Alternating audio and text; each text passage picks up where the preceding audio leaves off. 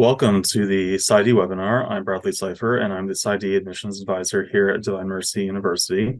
Today, I'm joined by first-year doctoral student Josh Elmore. So, should you have questions at any time during our presentation or conversation, please lodge them in the chat box, and Josh and I will attend to them at the end of our conversation or at the end of the presentation.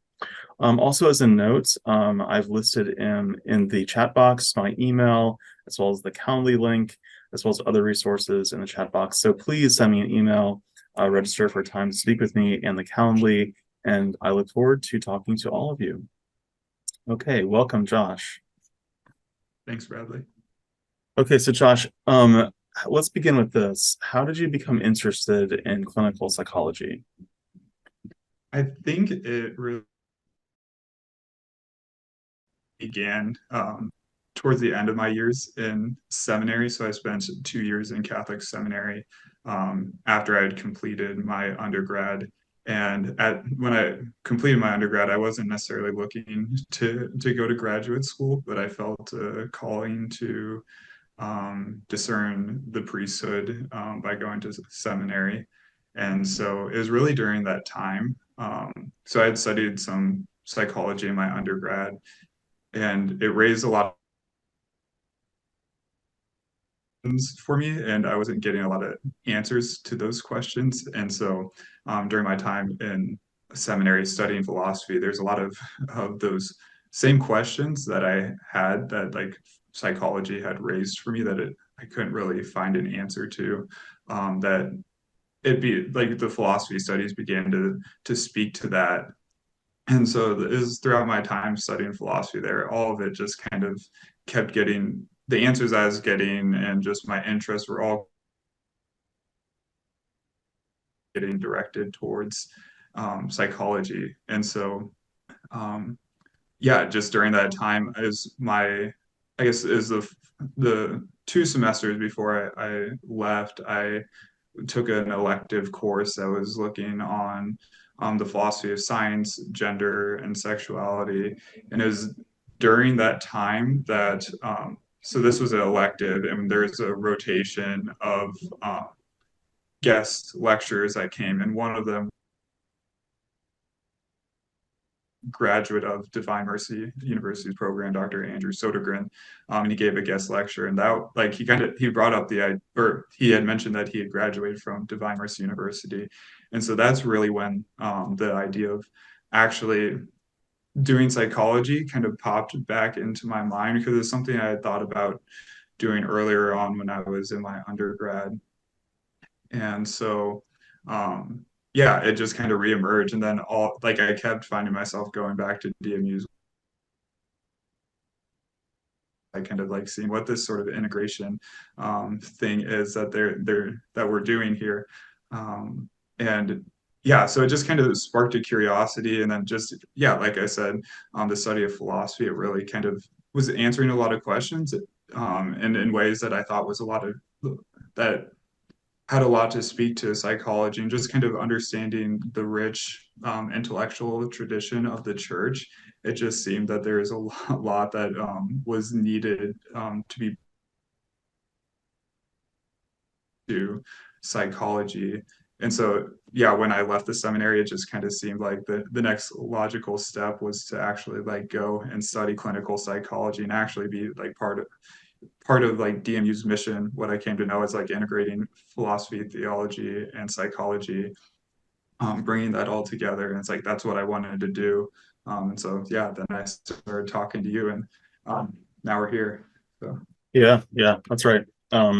So right, so it sounds like you've given your seminar information and your time there, and then there are questions that philosophy and theology raised sort of were intriguing to you, and then you just turned out, but these sort of these topics and these questions kind of remain with you, and then you encountered Dr. Sodergren, and uh, one thing led to another. You talked to me, and here you are. Say a little bit more though about like why you chose Divine Mercy. It sounds as if like that would for for one who was in the seminary that this would be in many ways sort of like an obvious choice for that type of profile. But say a bit more about what attracted you to DMU. Yeah, so I think it was really just the way that DMU really was holding up both or all three of, theology, philosophy, and psychology together without compromising them, because it's like really something really easy to do is to kind of fall into like kind of a reductionist path where you start cutting out one or the other. And so and like that was one of my concerns when I first started looking at DMU. As like, is it authentic, like in terms of like holding up the spiritual, intellectual tradition of the Catholic Church? And is it, rigorous in psychology as well? So those were like two questions that I had when I began looking, and just through the interview process and just finding out more of it from you and our initial conversations, it just became evident that that really was the case of what DMU wanted to do. And like, becoming familiar with the Catholic Christian meta model of the person, it's just like all of these things are being held in tension with each other, supporting each other. Um, and so that's what I felt was really necessary. I think especially for effective like practice of psychology, that's just necessary, because I kind of in seminary as well, like all the seminarians, we receive counseling that is generally pretty well integrated, and I just saw the power that that had in people's lives. And so it's like I really want to be able to do that. And DMU just seemed like it was the best place that I could go to like prepare me to like serve others in the way that I had been served. And yeah. Good. Yeah. No, thank you for that. So say a bit about your own academic and clinical interests. So, I mean, here you are at Divine Mercy, and you're sort of you're in your first year of coursework. Um, where do you see yourself after graduation? Where would you like to focus your research for your dissertation here, and your sort of your future within the profession? Yeah, so my dissertation, I'm still in the process of narrowing down exactly what I want to do, but it's more on the developmental edge of things. So looking at how do we form like specifically high schoolers or emerging adults well? How do we prepare them well, set them up well to be able to make um, to make good decisions, but also just kind of see and understand it themselves and the world around them in a way that is that's authentic and that is healthy for them. And so there's kind of two angles I'm looking at for the dissertation. DMU has been working on a project. There's a couple students ahead of me that have been working with the local high school to develop curriculum for high schools to have their students go through to be well according to the Catholic Christian meta model of the person. And so what I would be looking at potentially if I were to go this route would be just kind of seeing what is out there, what sort of formation there is out there, what curriculum there is out there, and seeing, where the holes, what's actually being done well, and then where the holes would be for like someone after me to come and, maybe fill that in with a curriculum really, yeah, based on the CCMMP, but then also looking at potentially emerging adults as well, and basically helping them make, and commit to like meaningful, yeah, just making meaningful commitments in their life to, yeah, just set them up well and to kind of help them move beyond this stage of like ambiguity and just uncertainty, and just sort of endless exploration. So those are kind of the two main academic interests for the dissertation side of things. And so afterwards, I could see myself either working like in a at a university clinic, helping students, or also I'd be interested in just helping adult populations, families within like the Catholic sphere to, yeah, just have better family life, etc. Yeah, yeah. Excellent, excellent. So I'm not exactly sure I understand the hypothesis though for the dissertation. Is it that the like having a better formation, especially vis-a-vis the meta model, is sort of can become a catalyst whereby emerging adults are more likely to enter into more meaningful lives with healthier relationships and getting into their vocation, whether it be marriage or priesthood or the consecrated life or something like that. Is that sort of the idea behind it? Yeah, yeah. So I'm still working on, yeah, flushing it out, but that's kind of the idea of seeing exactly where the meta model can step in and support young adults in making, yeah, meaningful commitments towards vocation, whether it's, like marriage, religious life, priesthood, single life, or, their work life, to give them, a sense of stability.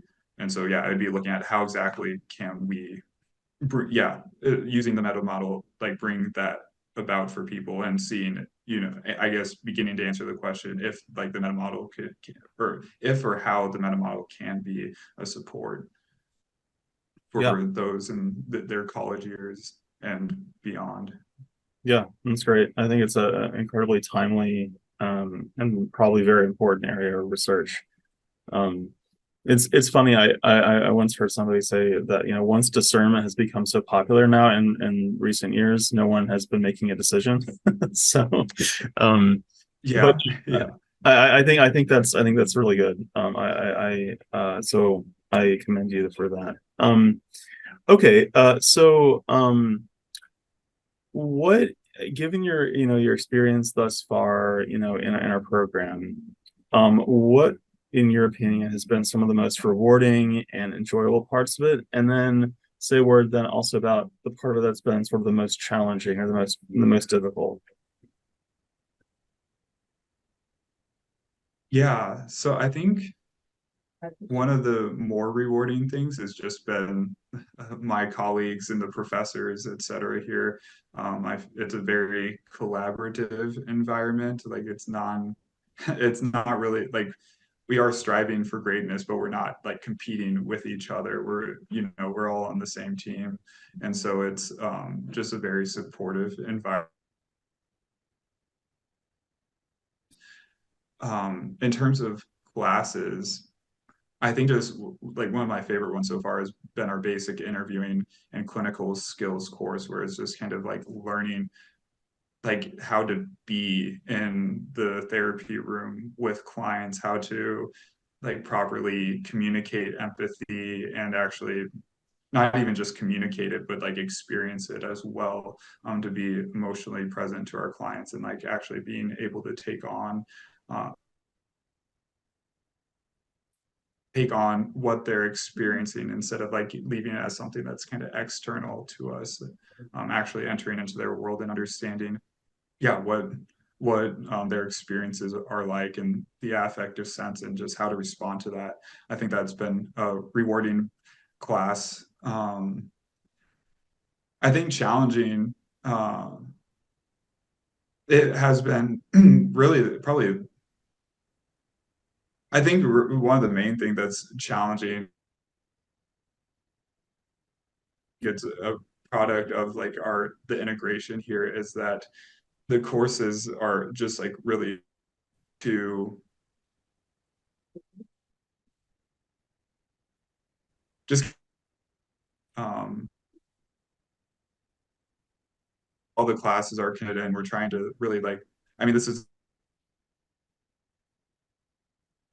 project with the integration piece, like um, how do we yeah really Catholic theology, philosophy to psychology.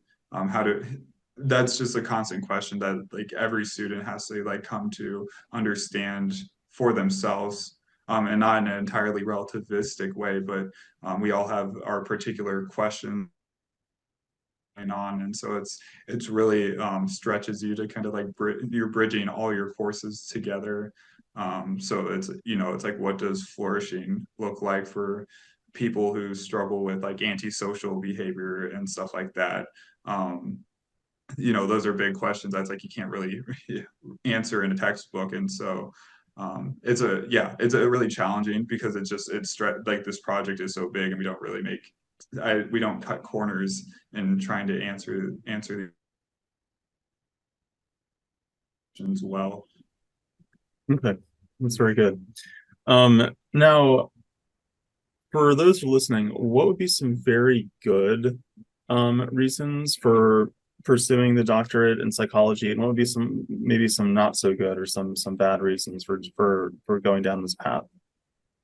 Yeah, I mean, the bad reasons come very quickly to mind. I think just if it's sort of like a status thing, like you want doctor in front of your name, or the little PsyD at the end of your name, it's like that's not a particularly good reason to about this a, a profession that serve people. It's not aimed at yourself. It's aimed at the clients that we're going to be serving and just the general public. And for people of faith, it's we believe that it's like a vocation and calling, like in response to God. So it's not about like really yourself in any way. Um, but in some sense, it's like there are callings, and so there is a sense of fulfillment. So on the other side, the positive side, it's like if this is something that's like, you have a lot of these questions of, what it like really what is the good life, what is flourishing, and how do I help other people reach that? I think that's a pretty good reason to begin considering side like the doctoral program here, but even like further than that, because in some sense you can do that with just a counseling um, degree. And so I think a good reason beyond just helping others in the therapy room, it's helping a good reason to pursue it is like you want to help really like bring this integration project to broader areas. You want to be a person that's helping make these changes and supporting, the rest of the scientific community in this project of action. I think that's a pretty good reason to be joining the program, and then also considering the assessment side of things, like really bringing the respect for the dignity of the human person into the testing, which at time, if it's done inappropriately and not in a therapeutic sense, it can be very demeaning to a person to like just apply these numbers to them. Um, but it's like there is a way in which, if you're from an integrative perspective, with empathy and from a therapeutic mindset, if you're looking to help people in that sense, to get them on the right direction, to help them get the support that they need, or help them if just help them get on the avenue that is most appropriate for them to flourish. I think those are all really good reasons to come to DMU's program. Yeah, well said. Excellent. Now, somewhere in there you mentioned counseling. So why would one want to pursue the doctorate? It's 5 years of study, it's rigorous, it's an on-campus affair. Um, why do that instead of why go through all that for the doctorate instead of doing a master's in counseling? Yeah, so I think one major reason, I mean, even though the PsyD isn't research entirely like research focused, like a PhD program, it's really in the PsyD program you still have to do the dissertation. So you are um, bringing about these like real changes in the broader scientific community. So you are, in a sense, you are really helping direct the research in directions it needs to go that you just wouldn't be doing in a master's of counseling program or counselor generally. Um, so I think that's one of the big reasons. And it's in some sense, when you go all the way, obviously people with masters in counseling can become leaders as well, but there is a way in which as a PsyD, you're a little bit more embedded in the research. Like we just have to go through so many research articles and through the course of 5 years, there is a really deep like you come to into a deep encounter with the scientific literature that you wouldn't really in a counseling program. And so yeah, there's just that sort of sense where you're really like embedded in the research and you know it, especially with your dissertation topic, you become an expert in that particular field. And so that's a really a place where you can begin to make changes in the broader field when you graduate and you on making those changes. And then as a PsyD, you get to help train new psychologists. You can oversee them and help guide them in ways that maybe you wouldn't be able to as a counselor. Yeah, also very well said. Okay, given your experience so far in our PsyD program, what would be maybe two or three of the most impactful and formative ideas that you've encountered so far in the coursework? Yeah, I think one of the ideas that really has struck me and stayed with me came from first semester. Um, just understanding is from that basic interviewing and clinical skills course that I had mentioned, but just understanding the importance of just kind of uh, like giving space for your client, like to just encounter person in a really deep way and in an authentic way, and just how that relationship is really the most foundational aspect of healing. It is like, and we talked about this, how it is important what like mode of therapy you're using. It's important to be using empirically validated um, forms of treatment. However, it's like everything else is built on the therapeutic relationship, and so it's like being able to establish a good relationship with your clients is in itself therapeutic. And another idea I think that has stood out to me recently would be from my adult psychotherapy class, and where it's like we're going through looking through what it's like to have sort of a borderline tendencies or be kind of in the psychotic range, and just kind of be beginning to see these people like as really as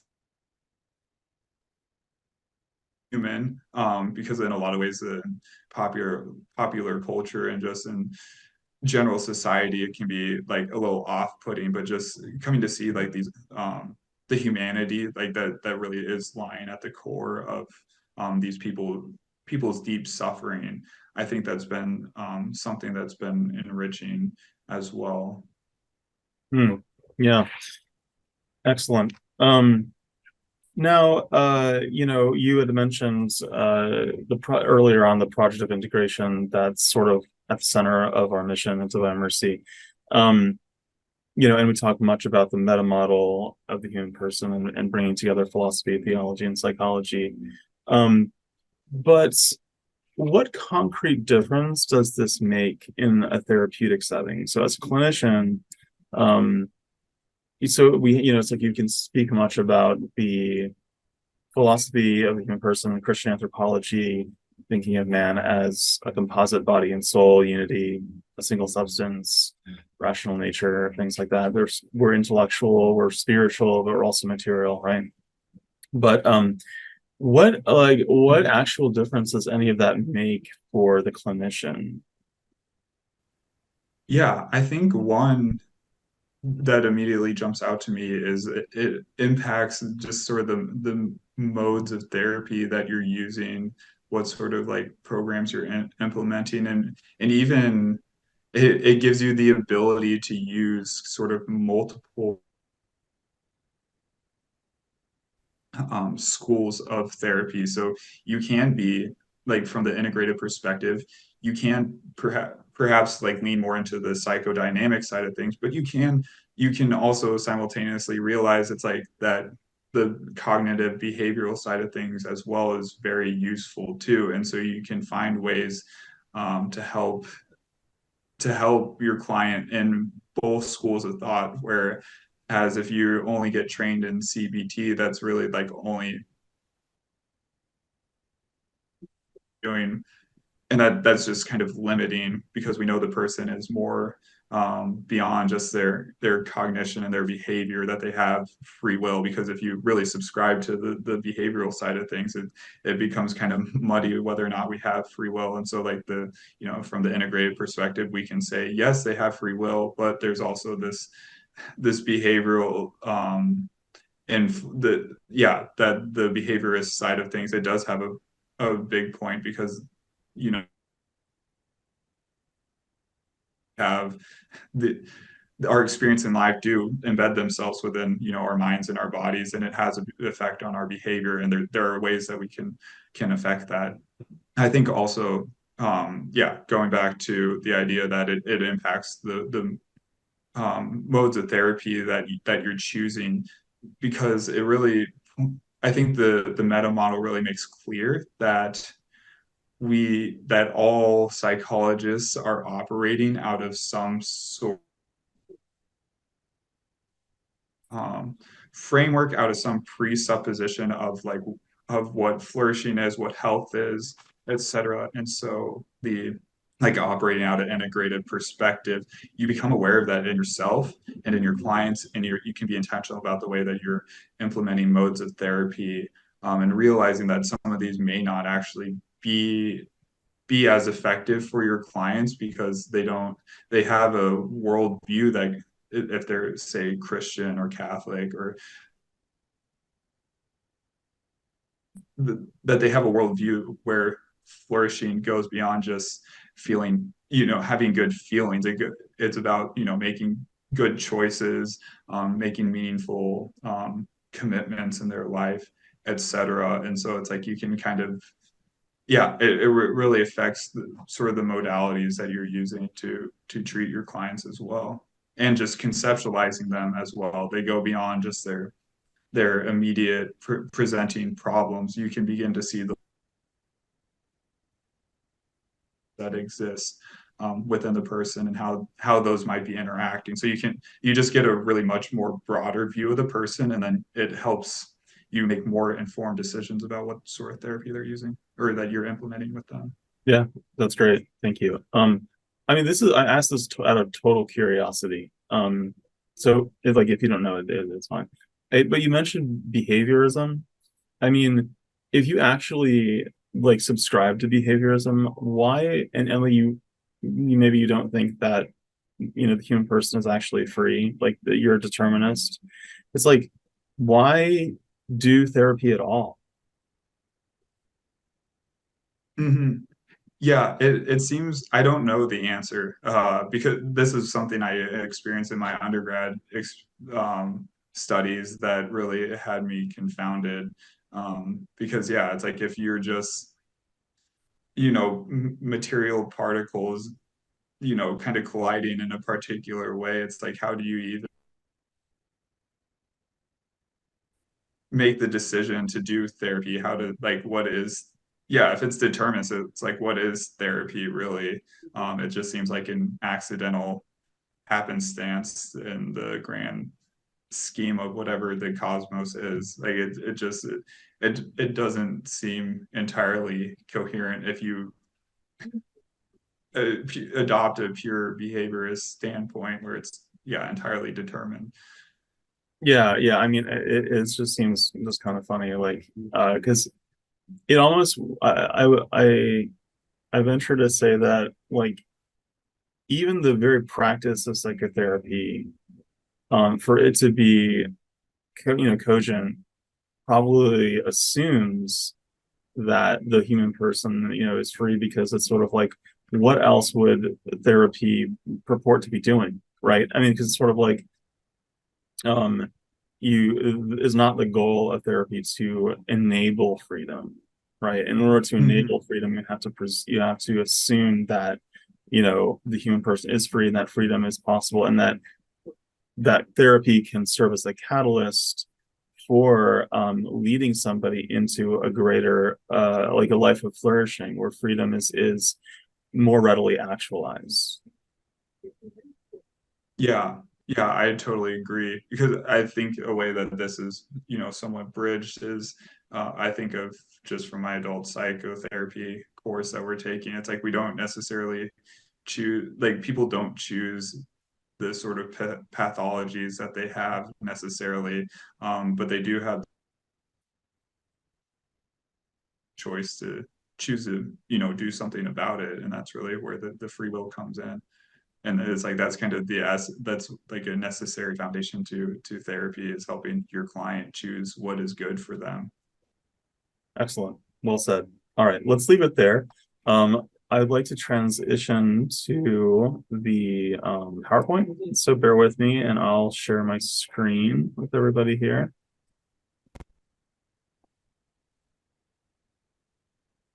All right. Um, okay, this is the overview of the doctoral program, in clinical psychology at Divine Mercy University. So I'm going to go through this again, just as a reminder. If you have a question as we go through any of this, lodge them in the Q&A box, and Josh and I will field them at the end. And I also, additionally, as I go through this, I'll be, in conversation with Josh, and he'll chime in, offering his own, insight, given his experience with us, thus far. Okay. So Divine Mercy is a Catholic graduate school of psychology founded in 1999 as the institute, then as called the Institute of the Psychological Sciences, dedicated to the scientific study of psychology with a Catholic Christian understanding of the person, marriage, and family. The expansion from the naming of IPS to Divine Mercy occurred in 2016 to facilitate growth and add a counseling program at the graduate level. So we are one major university with two distinct schools. We have the School of Counseling, which offers a Master's of Science, online primarily, though it's also hybrid in the sense that, our counseling students do return to campus episodically for, clinical hours and things like this. Also, we retain the name Institute of the Psychological Sciences for our psychology programs, both the doctorate, which is what we're talking about right now, and also we also offer a Master of Science in Psychology. This is an entirely online program. It's not clinical. It's a generalist program in psychology that gives people a very, sound, foundation in the meta model, our integrative approach to understanding the human person in a general way. Our university seeks to provide students with an effective academic and educational environment that supports the integration of the psychological sciences and a Catholic Christian understanding of the person through teaching and learning both knowledge and critical skills. It also assists students intellectually and professionally as they prepare themselves to respond to their vocation as mental health professionals or as men and women in helping professions. We're located in Sterling, Virginia, which is, in Northern Virginia, outside of the nation's capital, Washington, D.C. We're about an hour west of this big city. To my mind, this is an excellent location. It's ideal on so many levels. We have ready and easy access to the city and city life and all the exciting opportunities that come with that, culture, arts, museums, and the rest of it. If you're more of an outdoors type, we also have that too. To the west, about an hour, there's the Appalachian Mountains and the Shenandoah Valley.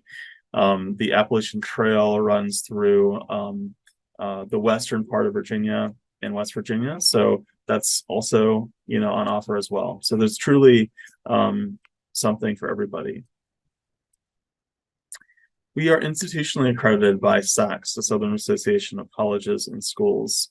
SACS is recognized by an accreditation agency by the Department of Education, and DMU has voluntarily participated in this accreditation process, meeting or exceeding all standards and thorough evaluation. We're also approved to operate by SHEV, the State Council of Higher Education in Virginia, and the PsyD program has been recognized since 2006 as a national recertification program by the Association of State and Provisional Psychology Boards. And probably perhaps most importantly, is that we're accredited by the APA, the American Psychological Association, since 2016.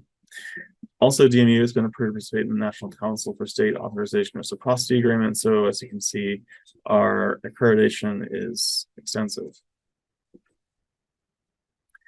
So as Josh touched upon in our interview, maybe one of the key distinguishing elements of PsyD training as opposed to counseling training is research, but also testing too.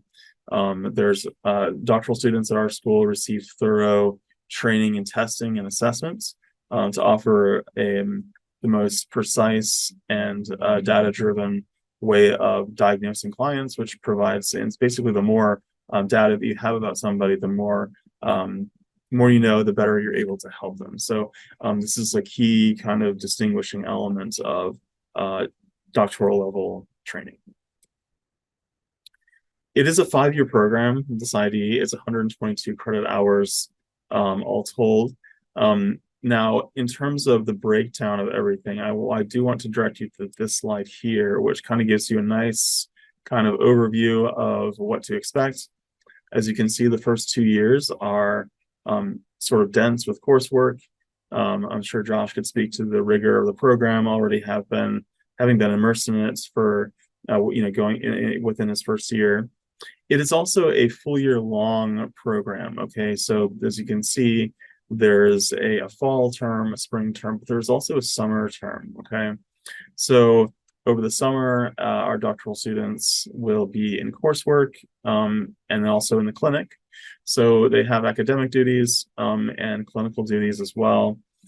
So you want to think about starting the doctorate in terms of not just a 5-year commitment, but also a full year long one as well. So we will certainly keep you busy. Also see how the comprehensive exam is scheduled for between years 3 and 4, typically done in the summer between those 2 years.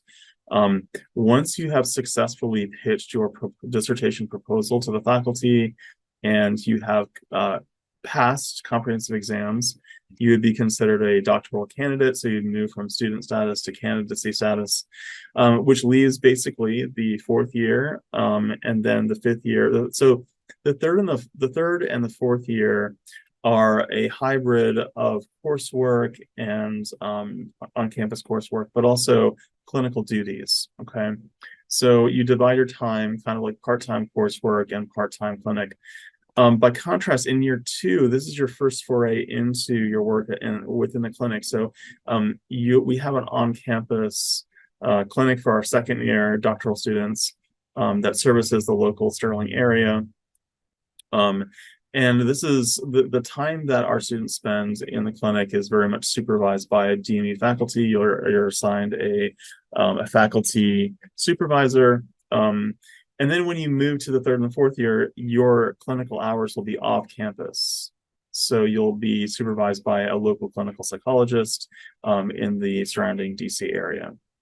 And then in the 5th year, right, I mean, this is where all the coursework ceases and you're just doing clinical stuff. And where you go, of course, very much depends on your interests within psychology.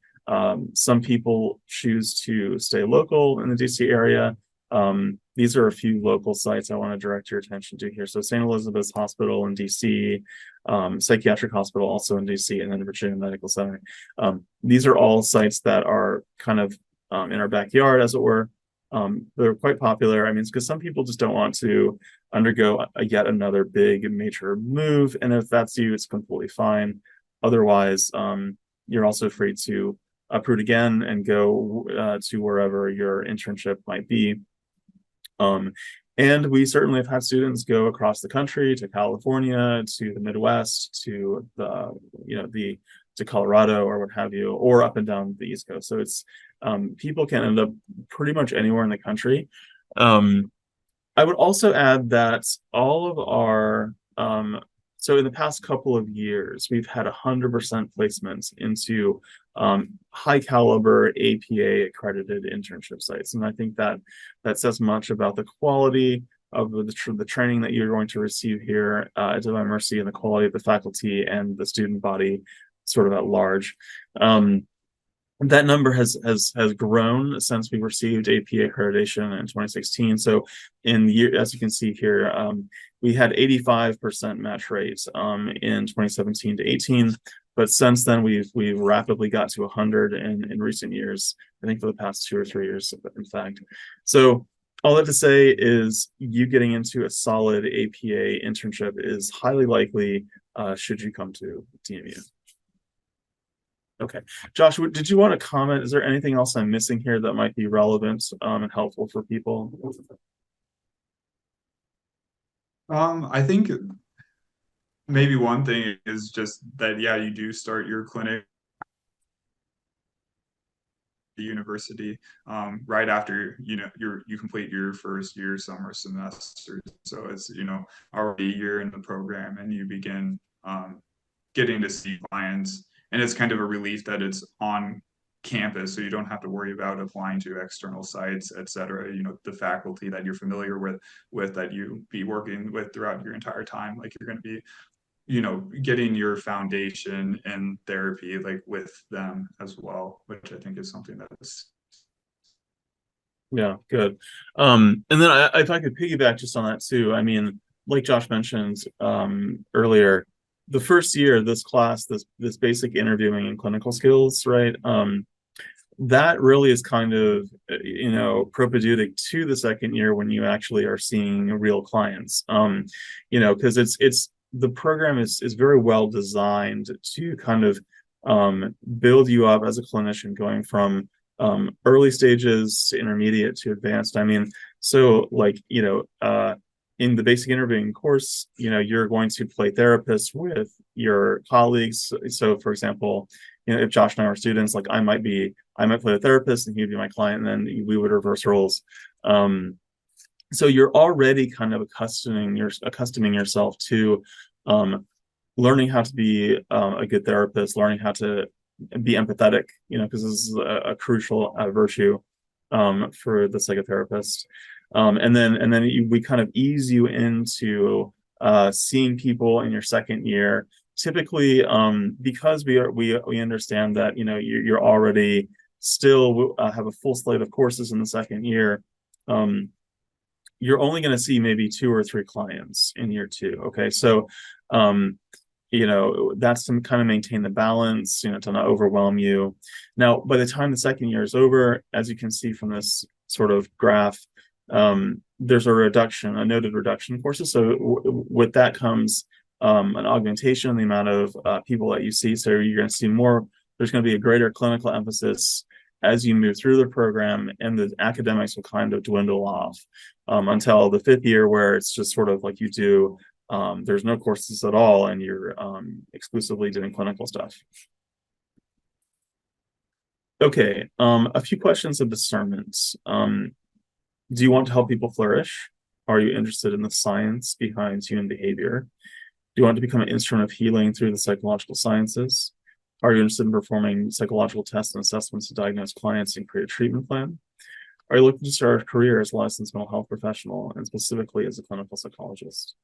Do you have the ability and desire to work with all types of clients, from acute care to more challenging long-term client cases? So if you're thinking yes to all these questions, if this is if this is resonating with you, then please contact me, email me, get into my Calendly, and we'll talk and see if it makes sense to move forward. Okay.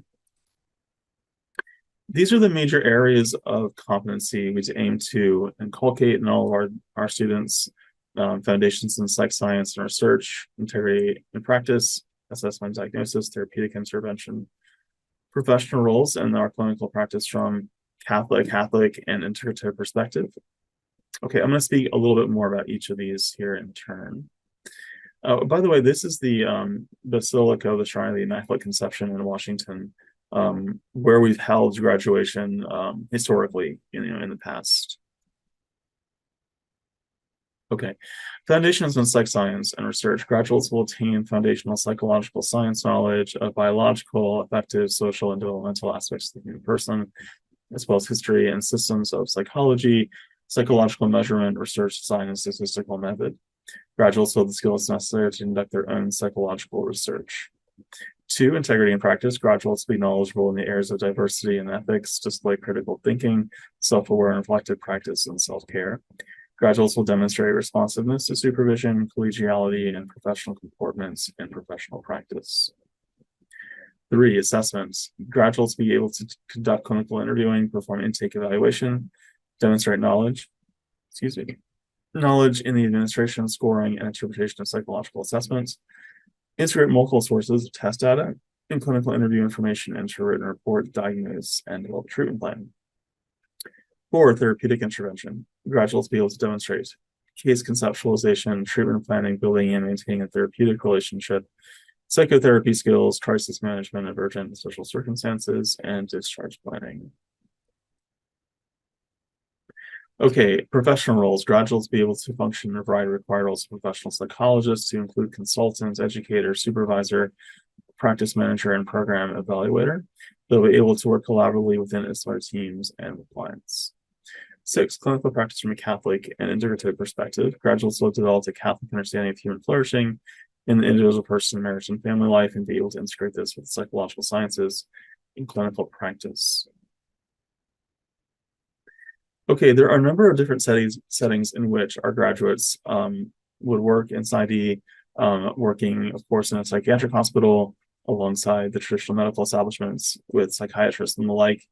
Being in a military establishment, there's a tremendous need right now for psychologists dealing with persons in the military that have experienced PTSD in particular, so those that have experienced severe trauma. Getting help has been a priority for the military in recent years, as awareness about the reality of mental illness broadly and PTSD in particular has become more acute. So this is a huge one, and this can be very well paid in some cases. Private practice, super common. A lot of people that want to be psychologists do want to have their own practice eventually. Also, certainly outpatient clinics, diocesan consultation. This is big for DMU graduates, I would say in particular. It might be obvious given our Catholic character, and that's and in fact, Josh, you might actually be able to speak to this, having been a seminarian. It's my understanding that in many dioceses that receive applicants for the seminary, they require a psychological assessment. Yeah, that's correct. I had to go through an assessment, before I entered seminary. So that's a common friends with a priest who graduated from our program, and he's working, because he works at the seminary, he's working on getting other psychologists in the area to be able to kind of step into that assessment role, because it's absolutely needed for everyone that's going into seminary and religious life as well. Sure. Yeah. And so clearly, I mean, our graduates are very much in demand in that field, because it's very apropos for a DMU psychologist to assess prospective seminarians for their fitness for the priesthood.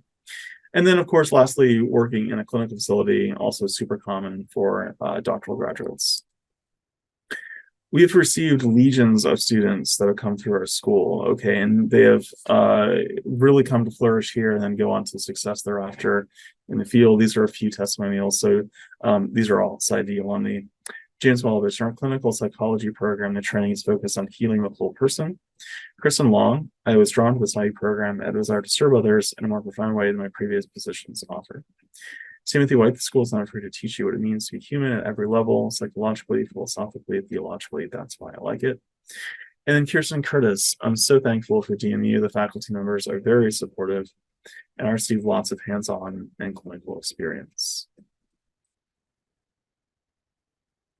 Okay, this is a video testimonial from one of our own current doctoral students, William Johnston. He's done work with PTSD and combat veterans, himself having come from a military background.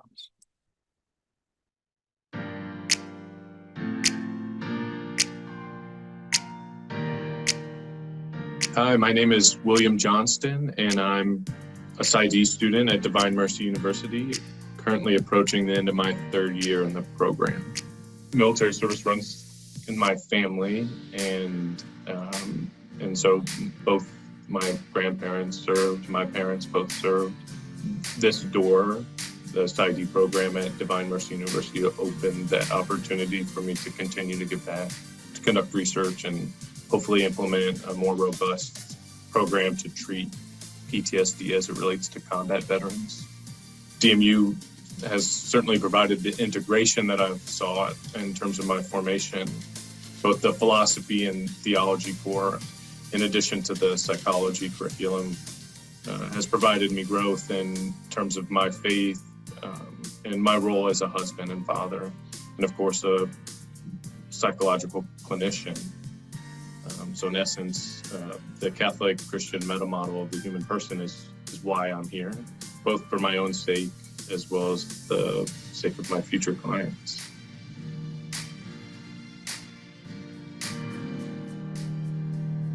Okay, we do have another video testimonial. This is from a recently graduated alumna.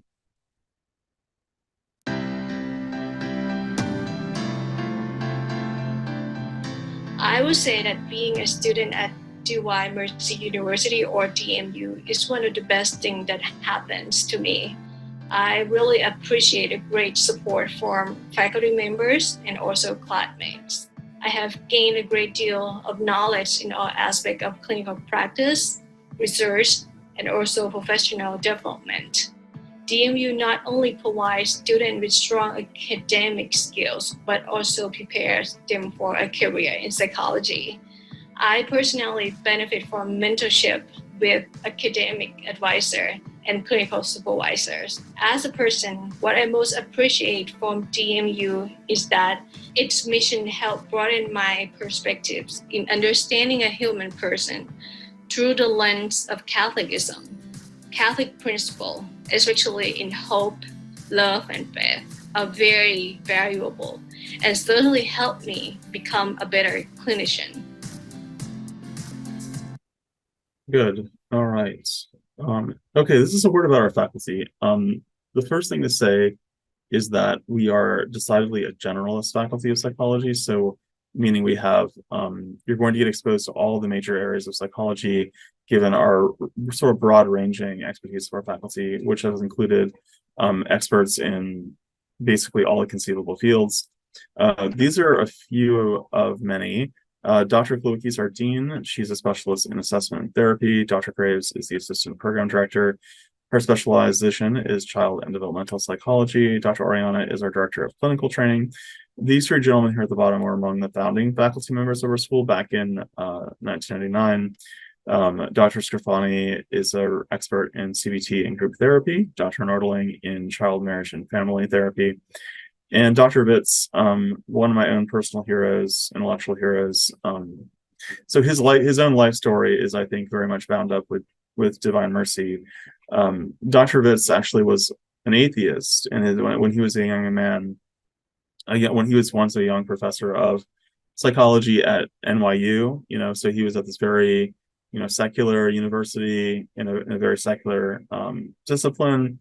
When he basically had a conversion experience to Catholicism, he investigated all of the major world religions and philosophies, and he in part motivated because he recently became a father, and he wanted to know, like, what do I teach my children about what's true about the world, or what worldview do I want to impart upon them. And he quickly came to see that there was just that the kind of regnant atheism that was kind of in vogue at NYU at the time, and many secular universities, was mostly tacit, but also sort of like not very well argued for, and that while it seemed as if that was what all the smart people were thinking, the actual evidence pointed in the other direction, that there needed to be a first cause of the universe, and that the only way to really make sense of Christ was that he was in fact the Son of God, and these kinds of things. Anyway, so he had this wonderful conversion, and then he had to grapple with the next question, which was, well, what am I going to do? What does this mean for me as a professional psychologist, as a professor? And he came to see that there was indeed tension between a lot of what the humanistic psychologists of the 20th century taught about self-actualization. The idea that the human person is kind of his own end. That we find our fulfillment in kind of in ourselves, and Witz really kind of takes issue with this, and really kind of critiques this development of self-actualization through the course of the 20th century, and how when theology becomes jettisoned from or unmoored from psychology, that the psychological enterprise can become a rather much of a navel-gazing kind of affair, and that the psychologists, it's important that they have a sort of a right understanding of, as Josh was saying earlier, of what the human person is, and what is the finality of man. And he, as he says in this book, is in God and other people, right? So anyway, he became in league with these other guys, Grafani and Nordling, among others, and because he wanted to found a school that was different from all the other schools of psychology in precisely this way, in maintaining the harmony between faith and reason, between theology, philosophy, and psychology. And DMU came to be in the late 90s, and here we are to this day, in large part because of this man's remarkable life. Okay, a bit about, this is a rather more practical matter about licensing. So much like other professions that involve extensive schooling, such as medicine or law, say, you have to get the doctorate prior to getting the license. So like, in law, you go to law school and take the bar exam, and in medicine, you go through medical school to become a physician, but eventually you have to take the licensure test. So too in clinical psychology, you have to go through the training to get the doctorate, and then you have a year of supervision, and then you take the test, both usually at the national and the state level, and then you're officially a licensed clinical psychologist, and there you have it. In terms of the investment, right? So this is one of these things that is quite unlike the kind of thing where you buy a car and the value of which will rapidly diminish in the years thereafter.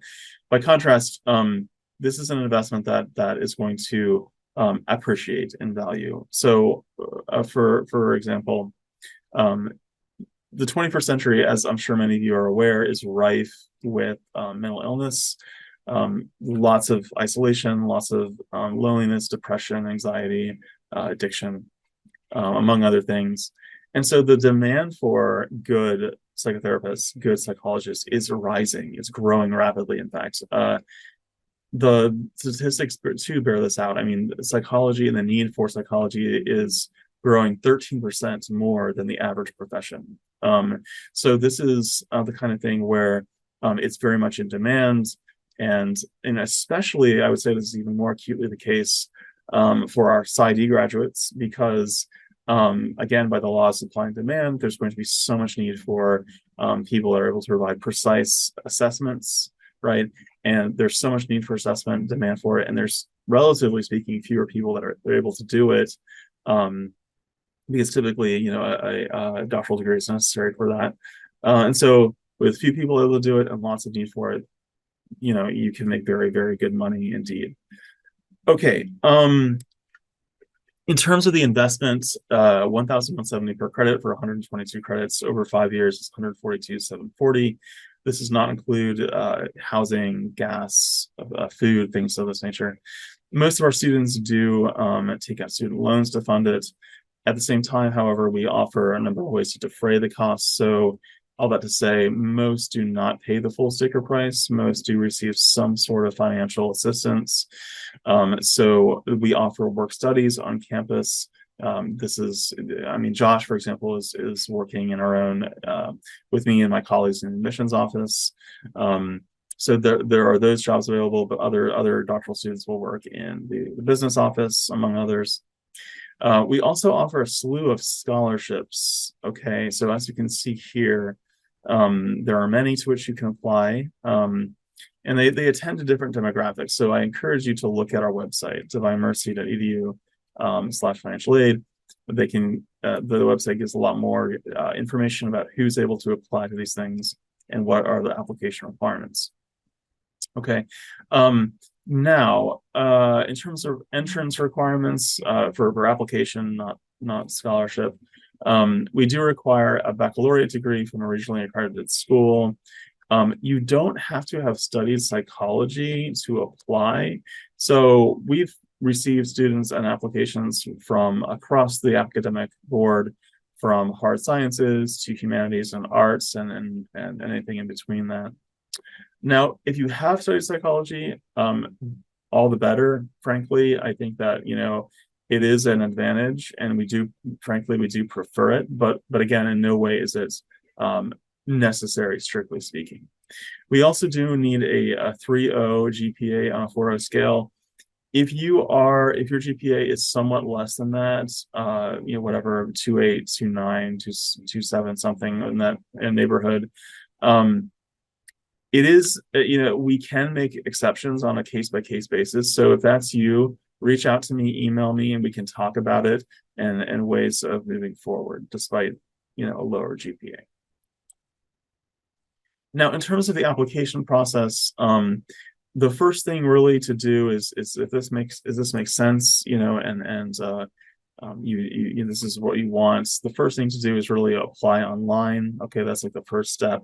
And then once that application is received, the financial aid office will immediately get in touch with you to help you begin the FAFSA, among other things that are required for financial matriculation. And then all the other documents, which I'm going to talk about in a minute, once everything else is received, I'll collate your application, and the dean will, God willing, approve it, and then we'll invite you to campus for an interview. Okay, now, in the present admission cycle, we are indeed nearing the end. So here we are, it's sort of like early-ish February, and we have one more interview remaining for the current academic admission cycle. So that interview date is on March 8th, okay? The posted deadline for that is February 16th. So obviously that is rapidly approaching. So for those of you that are interested in getting into the school to begin in the fall, again, please get in touch with me. Time is running out, and there are a number of things that do need to get done in order for the application to be approved and you getting an interview. So please don't hesitate to reach out to me, and we can begin the process. Now, in terms of all of the things that need to get done, they're sort of stated here. The first being the online application, which I mentioned earlier. There is a $55 fee that attends that. Now, once that's in, the other things do need to be received, namely admissions essays. So these two essays ask why you want to be a clinical psychologist, why Divine Mercy, why us, and what you want to do, what area of research do you want to investigate. Your updated resume is also required, and then also 3 recommendations. Now, it's important to say that these recommendations should come from academics, professors that have had you as students, or work supervisors. What we don't want is anything personal, no, family members or friends or therapists or pastors, like nothing on the personal side that we want it strictly professional or academic. Also, if you have a supervisor that's able to recommend you, great. What we also don't really want is any coworker. We don't want coworker recommendations. Keep it those that are above you, your supervisor or a professor. Okay, of course, your transcripts. So any post-secondary transcripts will be needed. So if you've gone to graduate school, we'll need that as well. But if you just have an undergraduate degree, that will suffice. All right, and then also finally, I think the GRE is required. Okay, so it's important to say, however, that the GRE, many people get very anxiety ridden over this process, but the GRE, yeah, so while required, it's simply not the most important elements of the application. So it's much more important that you get the GRE finished than it be done perfectly. Okay, so if you have questions about the GRE, please let me know and we can talk. Okay, but once you sit for the exam, you do want to send the scores to us via our school code, which is here 5639, so that it can be sent immediately once you take it. Okay. Finally, if you are an international student, please be aware of this. We do need your international degree to be evaluated. So if you got a degree that's from another country that doesn't have the American GPA evaluation metric, the transcript will have to get evaluated by an international evaluation service. So a common one is wes.org. Okay, for the evaluation. If you have a question about this, if you're an international student, again, please get in contact with me and we can talk more about that. You do need a degree that's at least equivalent, of course, to an American BA or BS degree. If it isn't in English, the degree will have to get translated, and the cost for all this is, of course, your own. And then finally, if you regard English to not be your primary language, and by that I mean, if English isn't the language that you use in most of your day-to-day affairs, in your professional life or in your personal life, if you mostly speak in another language day-to-day, you're going to have to take the TOEFL, okay, or the IELTS academic test, okay, to make sure that your English is of a sufficiently high caliber that you can actually make it and understand the material, the content material of a doctoral level degree program. Okay, I believe that's it. So let's look at questions from our attendees.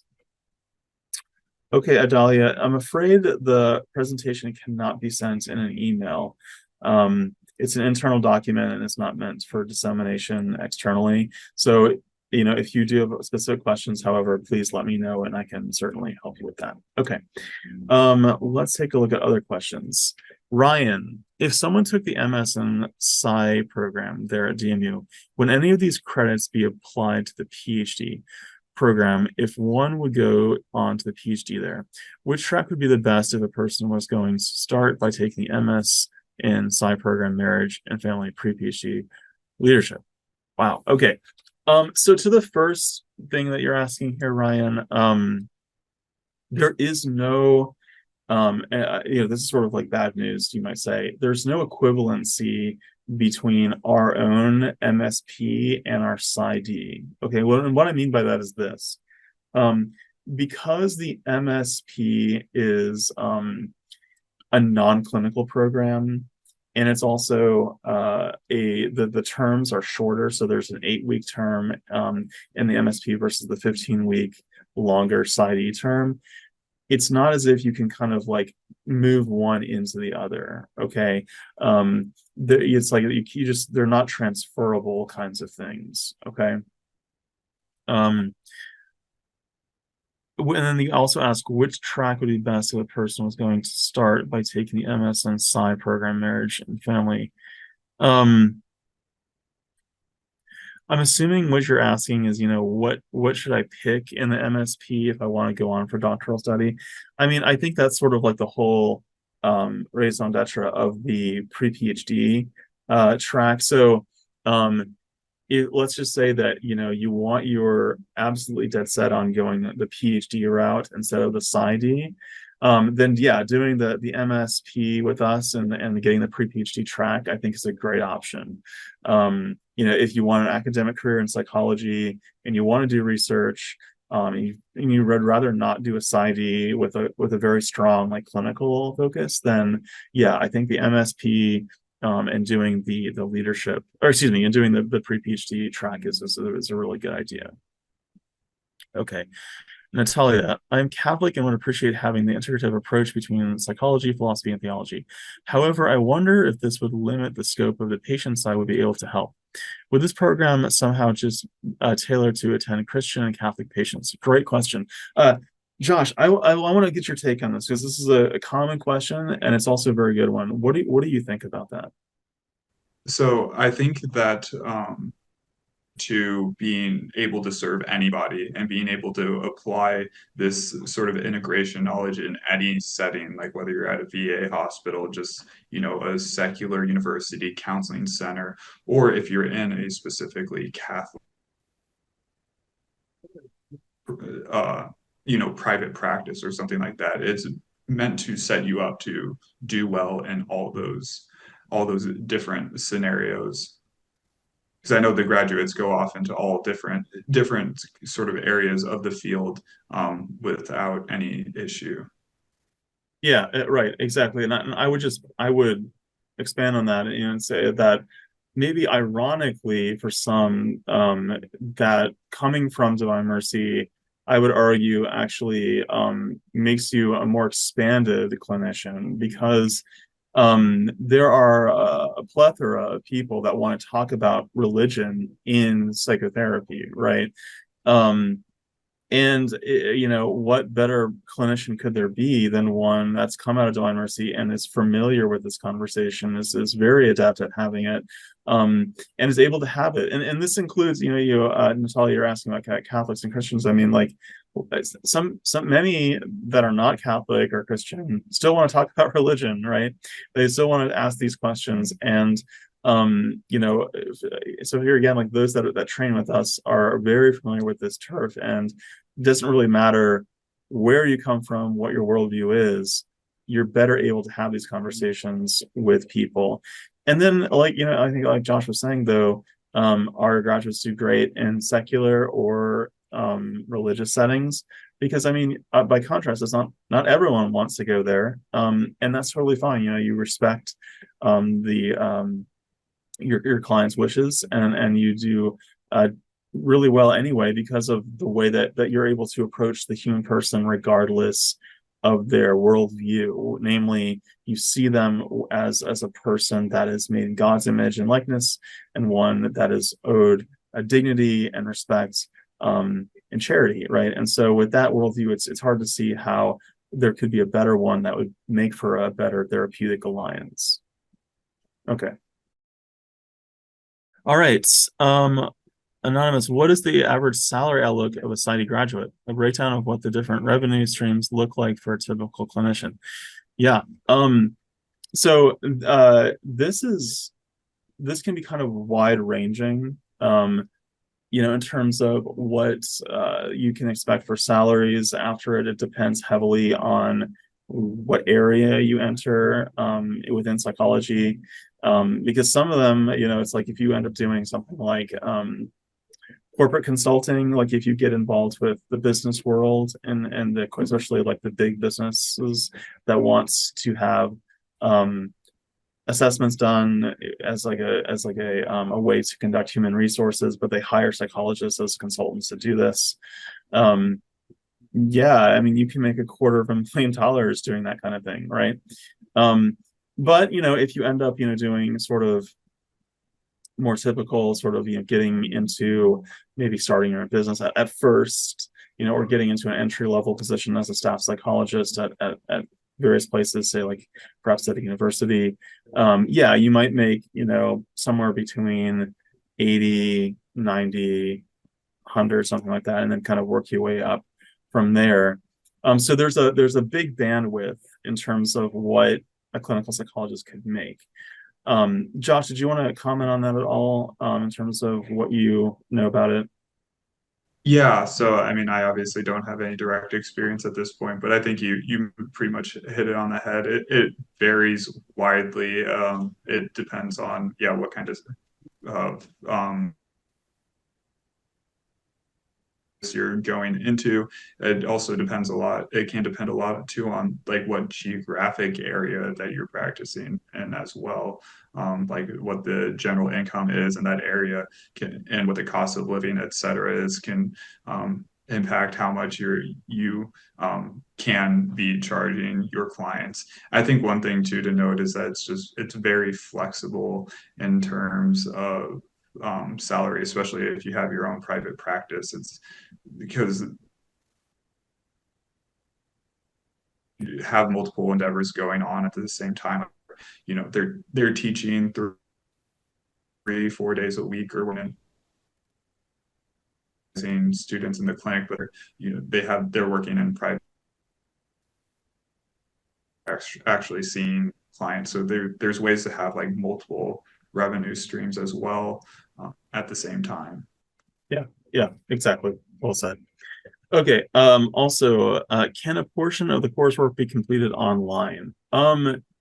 So, I say generally no. If you mean like, can any part, once you're admitted to the program, can it be any part of it done online? And that's just not the case.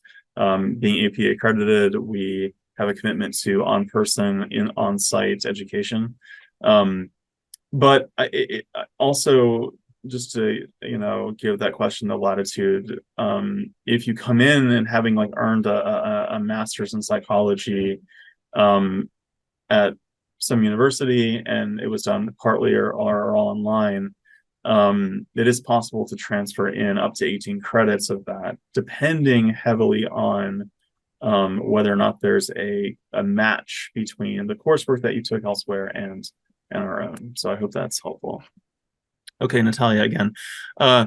Would we have license to as clinical psychologists outside the US? Yes, perhaps it would. I think it would depend on the country, and what their own licensure procedures are. But I mean, for example, in Europe and in other international communities, actually a doctorate isn't even required. America is a little bit unique in that the APA still requires a doctoral level degree to practice as a clinical psychologist. So having the PsyD or having a PhD from an American institution and then trying to get licensed internationally is a lot easier than the opposite. So like if you come from Europe and you have a master's, you're like a master's level psychologist, which is a thing, in Europe. And you try to get licensed in America, it's a more difficult process because we have a higher standard of academic rigor for psychologists in America. Okay, thank you so much for putting this together. I had wanted to find out more about possible full scholarship for the PhD program. I'm currently doing a master's program fully funded at the University of Iowa, and I'm deeply interested in counseling psychology, but concerned about the funding. I would like to reach out to you about this. Yes, please do. Please talk to me. I'd be happy to speak with you.